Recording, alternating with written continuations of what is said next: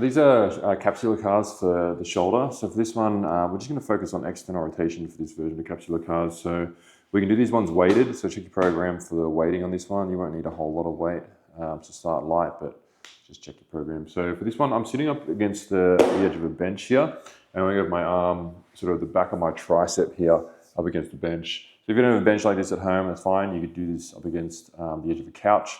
Something like that will work pretty well here. The reason I'm here like this is because I've got my arm at the back of the couch here, sorry, the back of the bench here, it will just kind of help me stay honest with the exercise. I'm not kind of moving my shoulder blade that around. If I'm stuck here like this, it's really just going to be rotation of the shoulder. So I sit against the bench here. I'm going to grab my weight, whatever weight you're using there at home. I've got my the back of my right tricep here up against the bench. So I'm just going to let my arm flop down towards the ground. The weight's pulling me down. And then I can easily just move my arm like this. That's pretty easy just to do that. What I want to do is just by the rotation of the shoulder, his leg out of the way, get his rotation of the shoulder to make the movement here. So I'm going to contract the back outside the shoulder to squeeze. I'm just trying to use the rotation of my shoulder.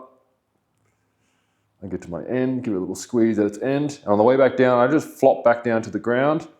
I'm controlling on the way back down. I'm trying to internally rotate down towards the ground. I get to my end. Of course, the internal is going to be easier because you don't have gravity to fight against. Then external, I'm squeezing, just trying to find that rotation through the shoulder.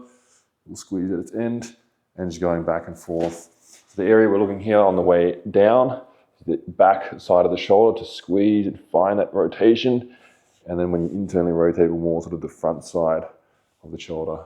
Just going back and forth, most likely for time on this one.